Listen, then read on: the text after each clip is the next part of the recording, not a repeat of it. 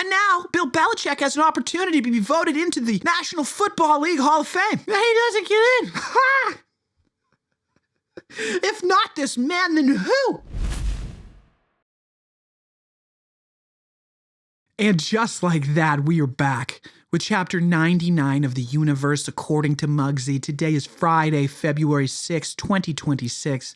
I am Mugsy the Creator, the interdimensional time traveling waiter, back from the past and the very distant future, here for one moment, the now. The only time that exists, so that we can have a discussion about the current events that are playing out before your very eyes and how they are a product of the culture, which you actually have some control over. Your own individual consciousness. I am so excited to be back having a discussion with you guys. It's been weird having the podcast take off like this. I don't know where it was or when it was that we started taking off. Was it in the 60s? Was it in the 70s? But once we got up to the 90s, things started rolling on their own. We started carrying our own momentum, our own gravity through the world. That's how we found all these people like Adam D. Butler to come on and talk about Butler's DMT field guide, teach us how to make our own homemade ayahuasca brew, teach us about what it's like interacting with entities and using this Monroe Institute hemisync technology that is available for anyone out there who wants to try it at the Monroe Institute in Virginia and have these out-of-body experiences where you start to understand yourself on a level that you didn't even know was possible. Those aren't the only conversations we've been having, though. You know, Patrick, the waiter, and bartender Alex stopped by so Patrick could spill some things on me and talk about some of the AI stuff that Alex is noticing between the three generations of individuals that are working in the restaurant sitting before you in chapter 94, 95, 96, one of those ones. We had Nicole Vernon, the owner-operator of the Vernon Family Farm, for such a discussion that was so well received by all of the farmers up and down the eastern seaboard, all of the small little people that are putting together their own homesteads and trying to build up to what Nicole has done such an unbelievable job with her family on the Vernon Family Farm, putting together for anyone that lives in the area. Obviously, she cannot support the entire seacoast, but I think I've gone down a little rabbit hole here. No need for us to be in this rabbit hole. I know what you guys are getting excited about. You don't pay attention to the words that are coming out of my mouth, but for the last, month, we've been looking at the same thing on our calendars this weekend. February 8th is what I'm excited about. I booked it about a month ago. Now, I didn't know exactly what was going on or what was going to happen or if everything was going to fall into place, but it did. Somehow, all of the magic came together in New England, no less. Everything that I had been looking to experience to get comfortable in the uncomfortable and try new things this year, like going on a vacation, it was just the perfect time. And I'm not going like you would think. You would think that I might be traveling to the soup or the bowl that the NFL guys are playing in because my Patriots, the New England Patriots, are in it. But no. That's all the progress that we've made. It's such a reflection that a month ago, as the NFL playoffs were starting, I didn't even consider the fact that this weekend would be a weekend that all of the people in New England would be celebrating a New England Patriots potential game, laying it all on the line to try and win this whole season. I forgot all about that, because it no longer has control over my mentality, which is such a reflection of the growth that we've made. I think if you were to ask me, and we were going back to the prologue or chapter 1 or some of those videos that I made on Twitter and put out there before this podcast even started, I think that person would have paid attention to what day the Super Bowl is going to be falling on, and they wouldn't have booked a trip for something they've never done before, which is like a couples massage weekend where we're going to do some yoga. I'm going to get a foot bath and a foot massage. Some things that I don't know. I got to be honest with you. I'm trying to open up my own awareness to these things because I've never done them. I just don't know what to expect. I don't know if I'm going to like having some other lady's hands or maybe a guy. Oh God, I didn't even think about that. It could be a guy's hands all over my body. I'm now rethinking a little bit. There was an hour or an hour and a half couples massage. And an hour and a half could be a long time, depending on how many calluses this guy's got, whether he's been doing his pull-ups or his chin-ups on one of those bars. I don't know. I digress. The exciting part is I'm getting away from all of the NFL magic, all the NFL magic that's going to take over your mind's eye. And you're going to be paying attention to all the things that they're programming you with. Whether it's that halftime show and all of those false idols that they're going to be trouncing up on stage, or whether it's all the commercials they're going to be hitting you with. All these commercials for things that you're supposed to think are important or funny. And if you don't think they're funny and everyone else thinks they're funny, maybe you're the weird one.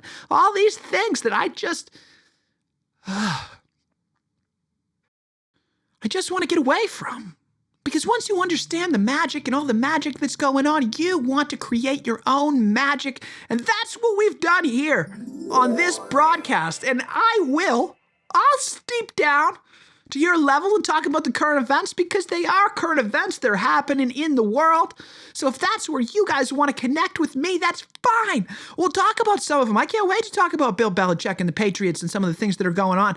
But we're going to have to climb the ladder into the consciousness and the culture, right? And how these things are a product of the culture and what you can actually do about it. If you, like me, want to get to a point where you are booking weekends away with your wife for R&R, when everyone else is starting to get a little bit crazy and throw chicken wings down their throat and all this nonsense of overindulgence in all this false idol tomfoolery, where you're probably going to be using your energy to gamble on things that I already told you is rigged. How many times do I got to say it? If you could just step away, if you could step away from your sporting events for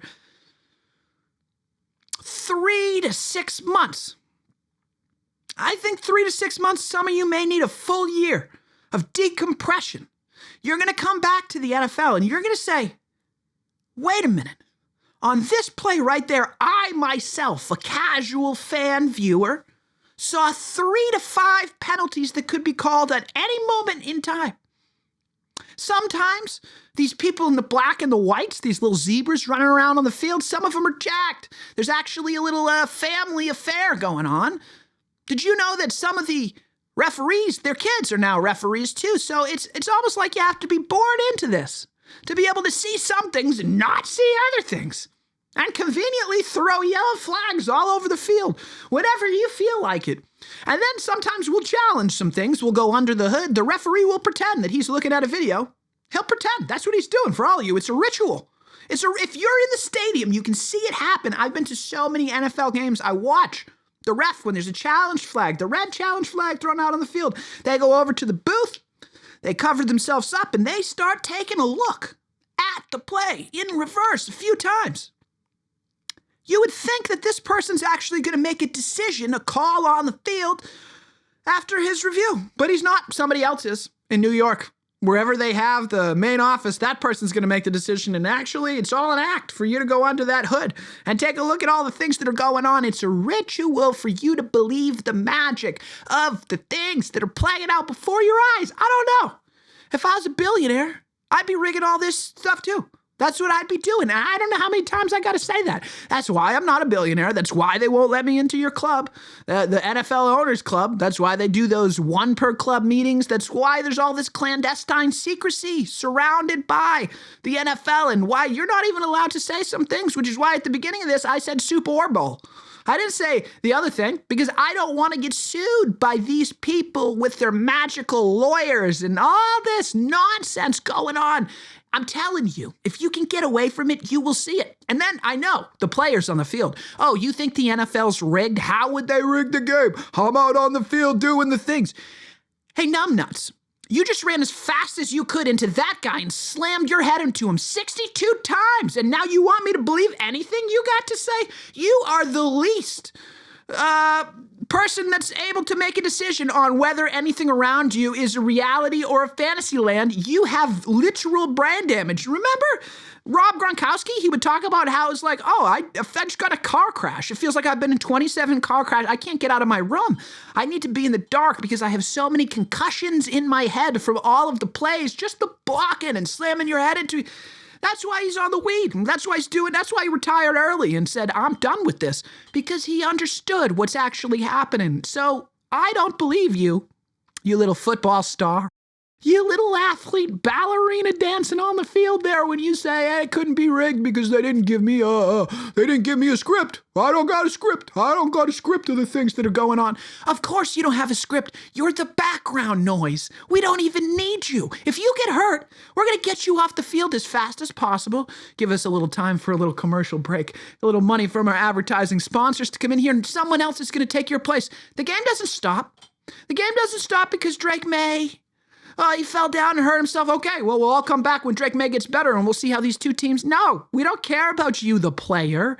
Let me know about... How's your insurance? They got lifetime health insurance? Is that how much they care about you guys and all the things that are going on? Why am I going so harsh on the NFL players? It's not their fault. It's not their fault. I wanted to be one. We all did, right? When you're a kid, you get swept up into this magic, and you like the things that everyone's looking at. And everybody seems to be looking at this football thing, so maybe I should play the football thing, because I like when everyone's looking at me, and now I feel all included. Not me, I don't care. I'm comfortable in the uncomfortable of not being in your fantasy league and not having to brand myself at the end of it. Or walk around the mall naked, or do whatever it is that you guys all do in your little cults that you have all together. There's no difference between being a Patriots fan and being inside a cult, and that's an important thing to talk about, but we're not going to get to that point yet. We're going to save the cult stuff for a little farther down the line, because I do want to talk about the current events. I want to talk about how, if you pay attention to what's happening, it's so obvious. Do you guys, I mean, I told you, I've been brainwashed by the NFL, and certainly the New England Patriots, for I don't know how long. I remember all the things that happened, man. There was probably no bigger brainwashed retard than me in many respects over the last 20-something years. Well, maybe it's been a few years, but there was a long time in there when I was going to all the Patriots games. I was watching all of them, because there was sometimes you don't exactly have all the choices in the world, right? No one said, do you want to be a boring person that likes sports, or do you want to be an interesting human being that finds his own way? No one offered me that. I had to figure my own way out of it. So while I was a boring person that likes sports, it's easy to be attracted to the most crazy things that are going on. And for a long time, that was happening right in my backyard with Tom Brady and Bill Belichick, two of the best to ever do it. One of whom seems to have lost his mind. And he now shills Pizza Hut, even though he came out with a cookbook that's supposed to be a health cookbook. And he came out with a documentary about how his family is the most important thing in the world to him. And then he kind of let his family all fall apart because he wanted to go back and play football one more time for a year. There's probably way more to Tom Brady's personal life than that. But out of the two of them, Bill Belichick walking around with a 24-year-old girl at North Carolina looks a little more put together than Tom Brady on his third face and I don't know how many wives, contradicting everything that he said to us over the past 20 years. Bill Belichick is still all about football. He is still that tactician, still playing the game, whether it's on the field or off the field, with military-like precision. We have discussed on this podcast before. If I were to be the psychoanalyst of Bill Belichick, that is a man looking for his father's approval. His father happened to be in the Navy in some military, I don't know. Now, Bill Belichick, having some sort of ethical and moral code in his mind, said, I don't want to use my talents to blow people up. So instead, I'm going to use that in a sport, which I guess people are still getting blown up at a lower level, but he used that same military-like precision to execute in the NFL on every level, know the book inside and out, because the people making the rules would never read the rule book as well as that man. He had people on his side. So if you believe that the NFL's rigged, like, maybe this guy believes that there's a little hashtag NFL rigged going on, then Bill Belichick's actually a great story. Because there's no way they would rig it for the same two people all these times in a row. It was kind of like he was fighting somebody. It was kind of like he was fighting the league. For a long time, they caught him doing some things that he wasn't supposed to be doing. But they didn't just slap him on the wrist. They crucified him. They took away some of the things that he would need, like first-round draft picks and taking your quarterback off the field for 4 games. They did all of these things to Bill Belichick because the balls were a little bit deflated. Were they? But were they, though? How was your little log there? When we went into the courtrooms, I remember the judge saying, there's no possible way that you can suspend this player. You can't be the judge, the jury, and the executioner. That's not how business works. Well, hold on. On a challenge in the Superior District Court of Manhattan, yes, that's exactly actually how it works. Let me just get a little corporation judge to come on down here who we have figured out is going to be on our side already. Yep, turns out we can do whatever we want because we got all the money and we can buy off all the people. Oh, I just keep getting bogged down in it. Of course, that's the way these things go. So when Bill Belichick and Tom Brady fight the league for so long, you're not sure. You're not sure. Is this just... I mean, it made such a great storyline. It pissed everybody off, so they watched. It sent the NFL to new heights. Now they're expanding into Europe. How do I know whether it's real or whether it's a fugazi, whether it's a fugazi, whether it's just wrestling? Well, here we have Bill Belichick, the best coach for the last 20 years, we were saying sports history, right? Sports history. Do you remember the time when he took the wind against Peyton Manning, NFL Hall of Fame quarterback Peyton Manning, in overtime against NFL Hall of Fame quarterback Tom Brady? But the thing that's happening is the wind is blowing so hard that Peyton Manning hasn't been able to throw the ball downfield all night. So when we win the overtime coin toss and we have to decide what do we want? Do we want the ball or the wind? We'll take the wind. And we will win that game because Bill Belichick is that good. He has the trust of everybody on the field, off the field, in the stands, watching at home. The magic that dark Sith Lord has created was unbelievably undeniable in the moment, and he just kept winning. At an unprecedented level, if there was any coach who should be put in the Hall of Fame, it's absolutely Bill Belichick, and twice on motherfucking Sundays. All right, twice he should be in that Hall of Fame on Sundays. He's probably got 2 Hall of Fame careers, the same way that we could take Tom Brady's and break it down. He had a Hall of Fame career at the beginning. He had a Hall of Fame career at the end. The things that these guys did were absolutely, undeniably the most impressive because they weren't even just fighting all of the rest of the league. They were fighting the rule book. They were fighting the ownership. They were fighting people taking them off the field and still having to win the game. And they goddamn did. They did all that. And now Bill Belichick has an opportunity to be voted into the National Football League Hall of Fame. And he doesn't get in. If not this man, then who? Who among us should be walking through the hallowed halls of your National Hall of Fame in Canton, Ohio as a coach? If not this man. Maybe not the winningest coach of all time, but certainly. I don't know.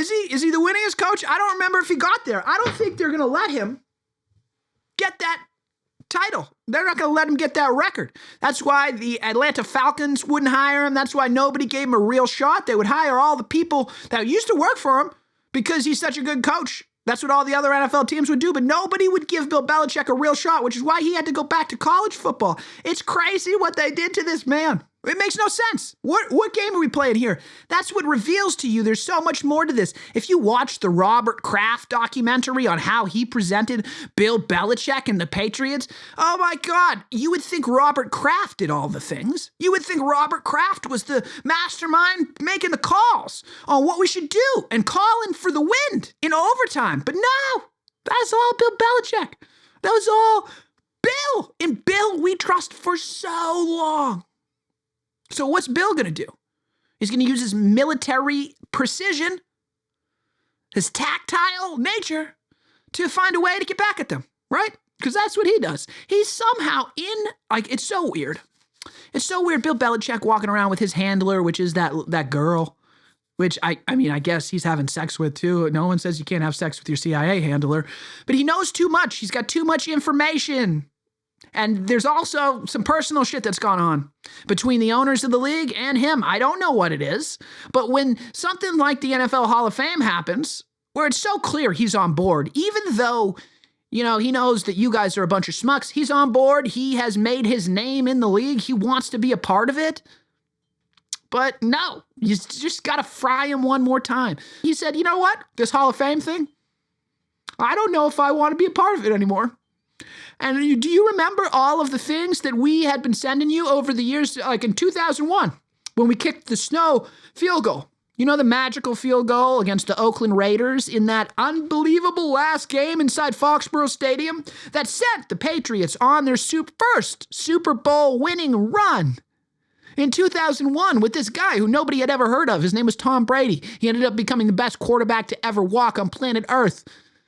All the little things, the Vinatieri field goals, the overtime Peyton Manning balls. We sent you all of that game-used equipment, all of that stuff, so that you could have it inside your Hall of Fame when the best coach in the history of the NFL was inducted and got to make his stroll across the stage. All of his things would be in your domain in Canton to show them off. Because how are you going to tell the story of the last 20 years without Bill Belichick?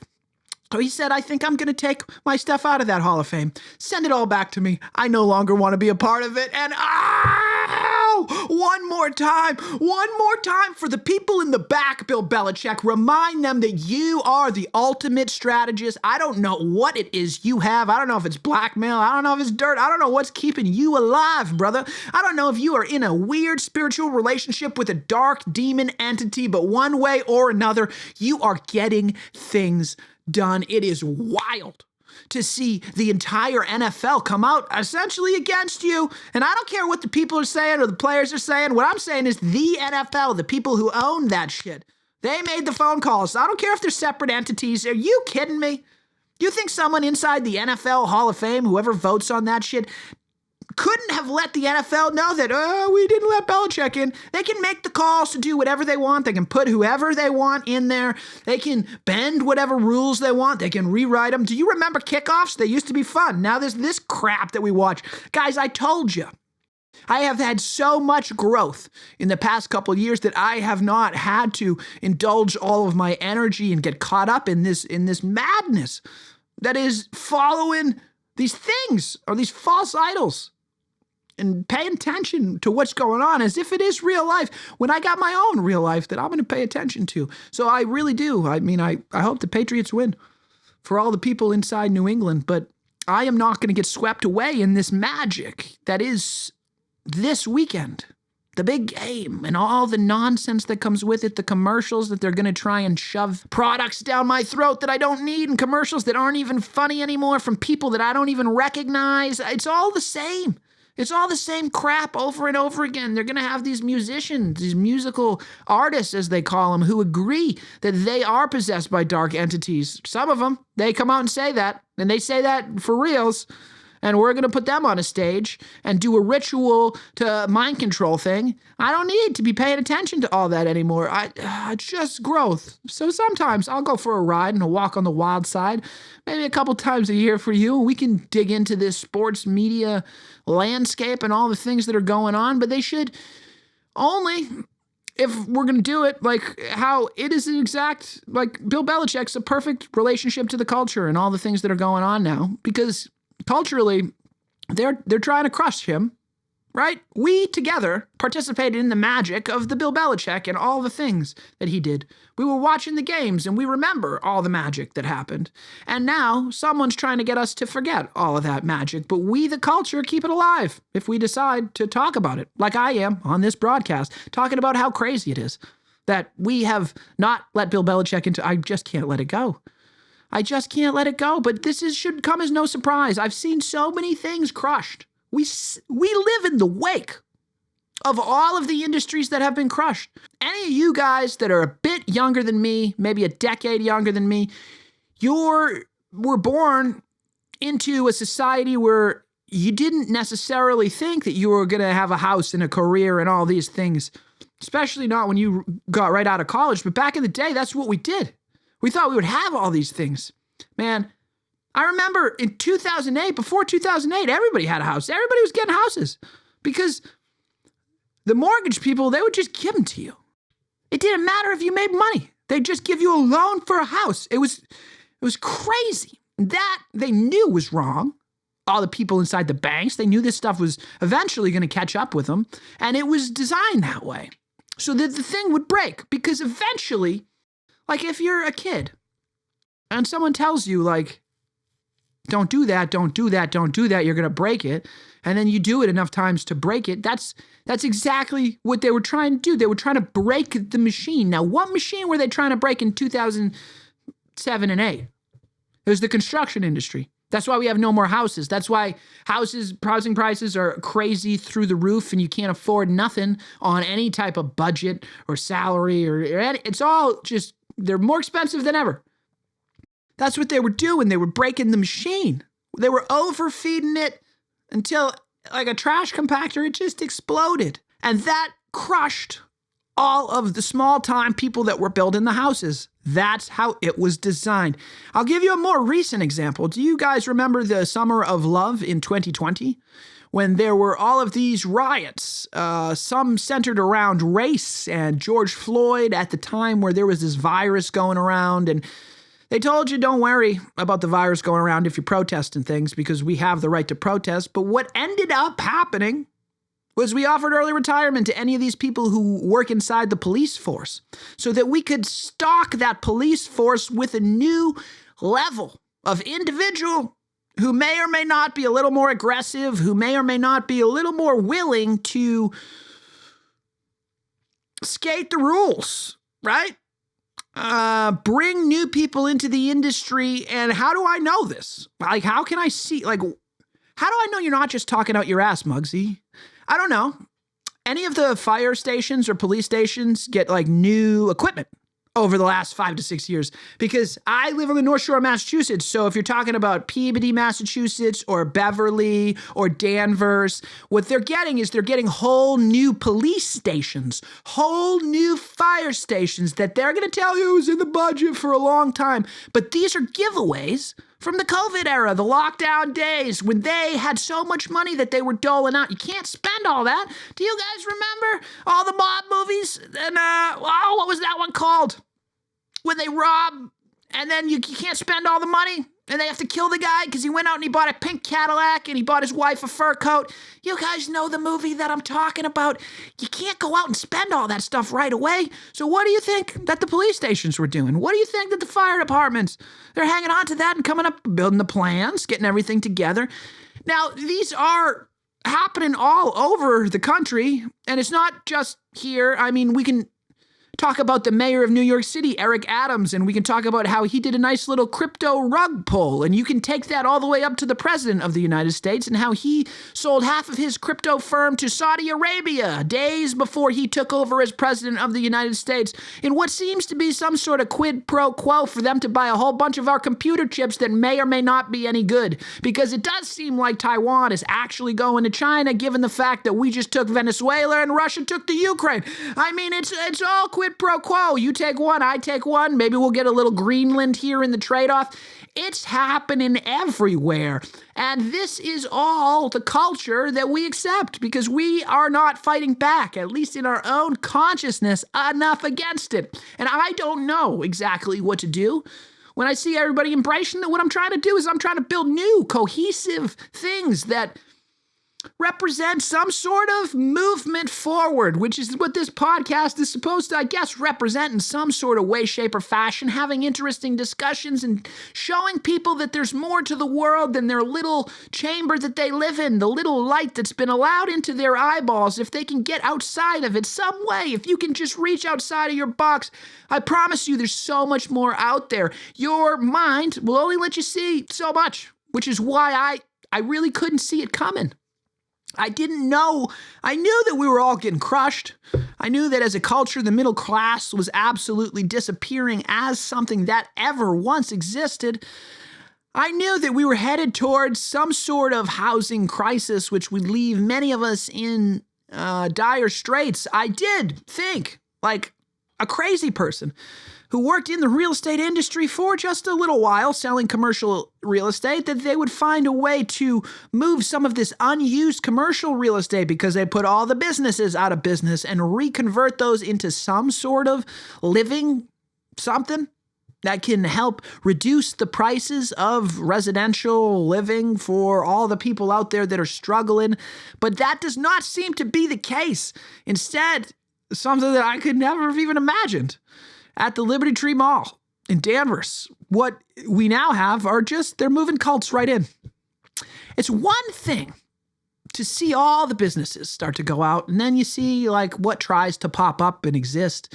There's a weird store where they're raising money for people who are victims of domestic abuse by selling like Beanie Babies that were made by blind people. It's like a weird state of the mall. And you think that is like the trashiest level. You got the hair wrap lady, you got the nails, you got the cell phone covers. But I mean, the only thing that, this is how trash, this is like a new level of trash. The only thing that they have inside the food court, because even the McDonald's went out of business, is a sushi bar. A sushi bar. Are you kidding me? Who's going to eat mall food court sushi in a mall that doesn't even have stores? The only store is a cult. It's a Netcast.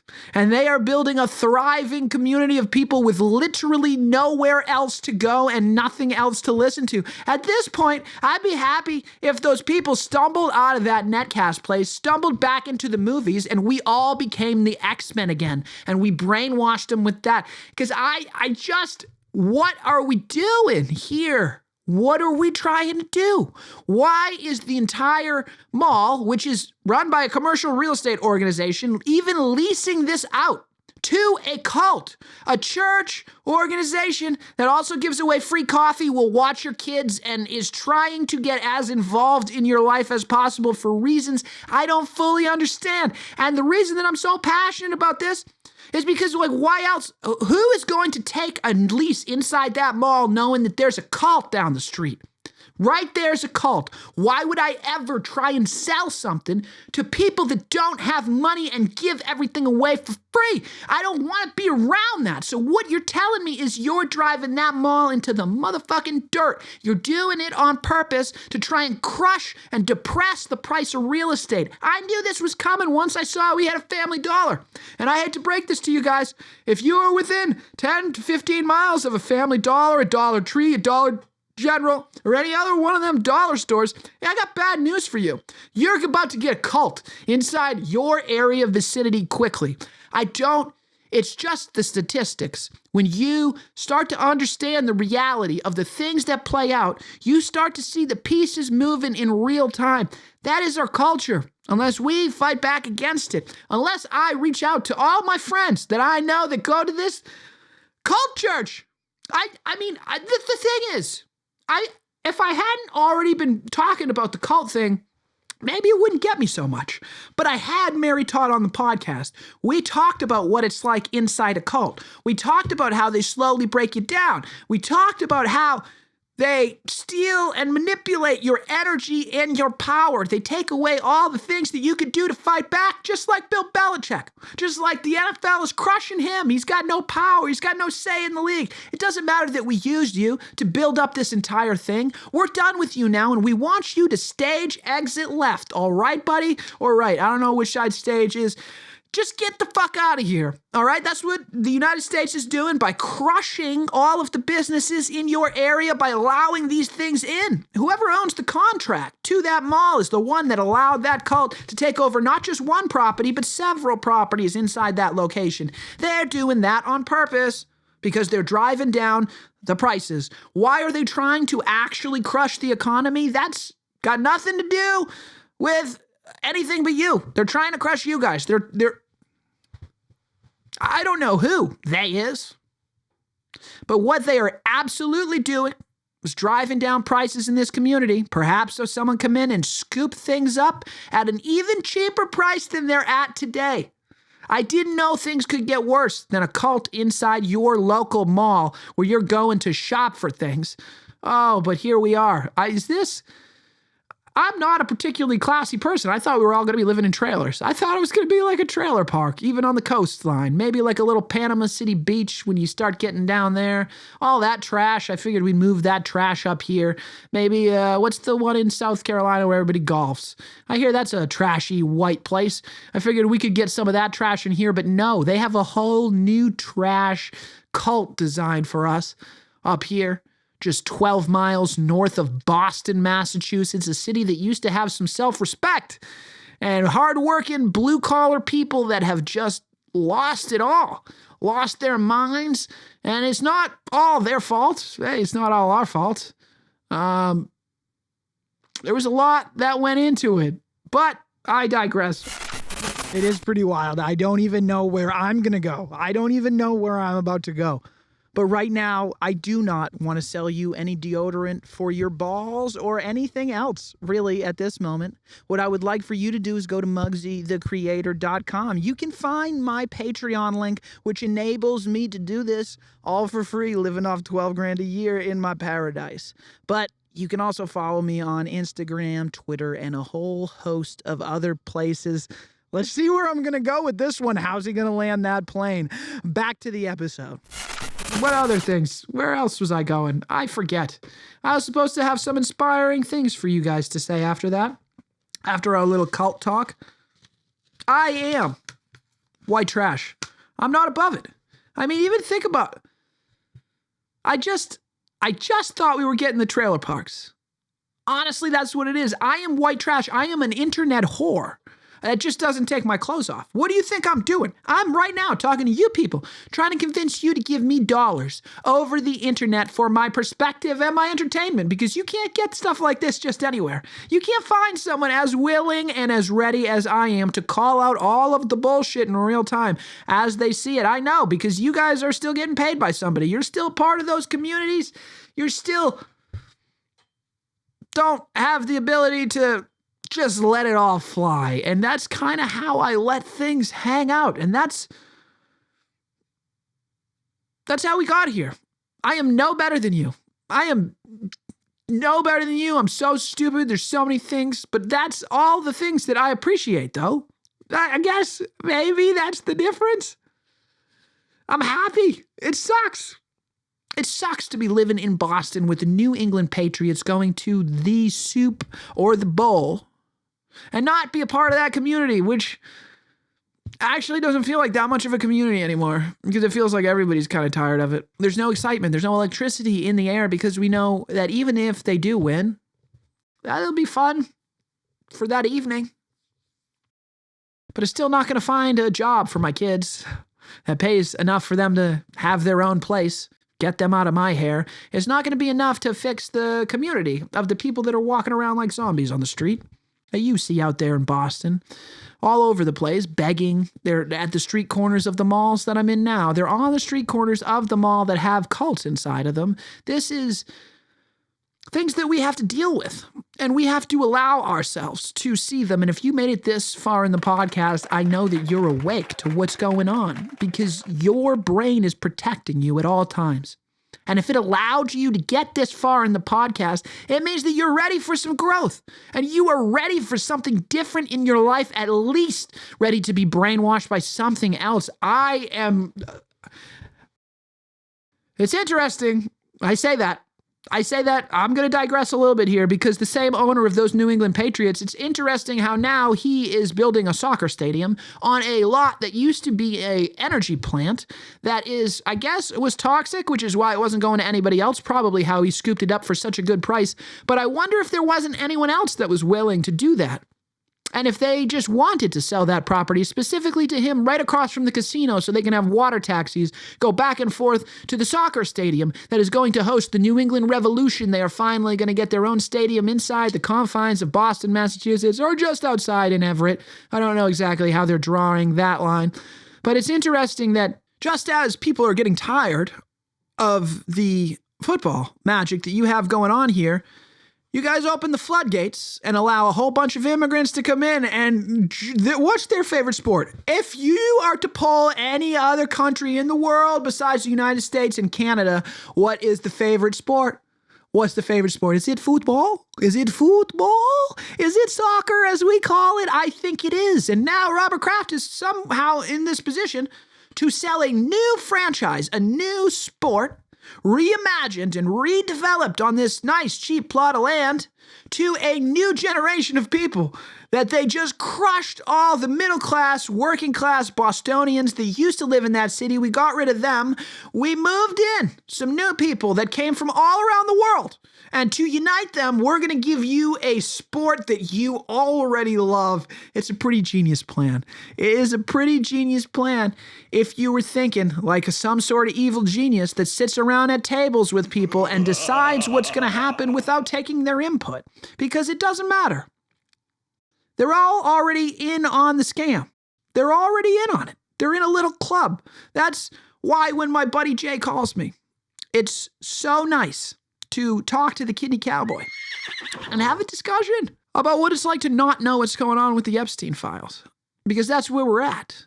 That's where our consciousness is at. I'm planning a vacation for me and my wife to get away from these things because it's no longer as fun to get all riled up about them all the time. It is fun to do this podcast and have a discussion with you guys so that we can start to connect some of these dots and hopefully outline some of the things that are happening that you see playing out before your very eyes that you don't necessarily understand how they all came to fruition. And why does everybody in the area even care about football?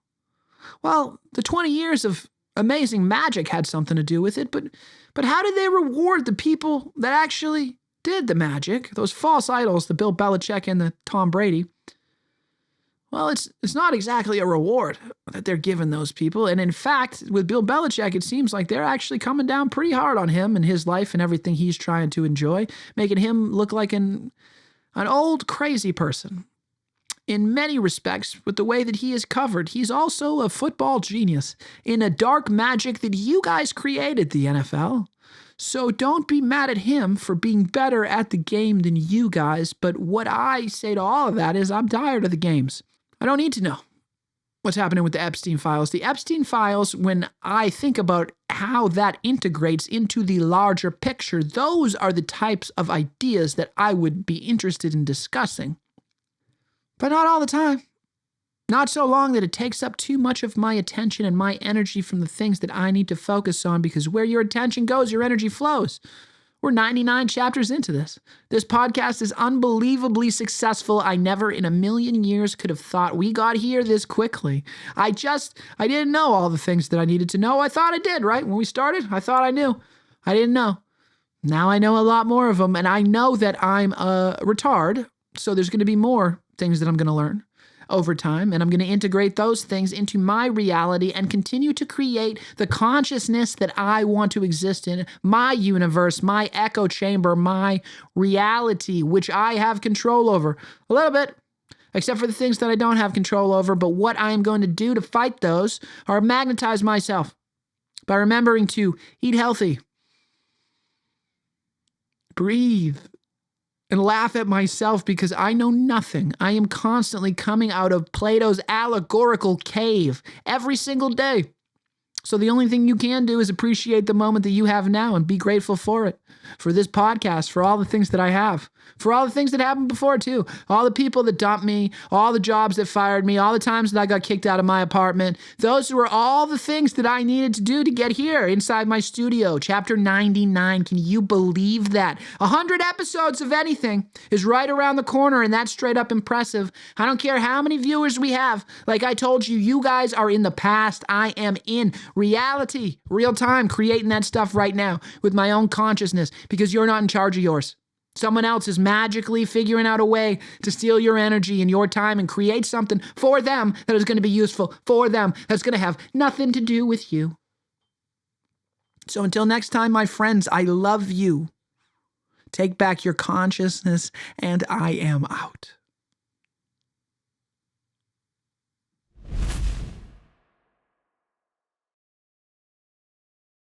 If you want to find out where else you can listen to this broadcast and you're a human, you can go to MugsyTheCreator.com. If you're a robot, I got nothing for you. I mean, unless you can subscribe over here or you can click this playlist. If you're a robot, you can do that. That would definitely help. Like, subscribe, whatever you want. Thanks a lot, guys.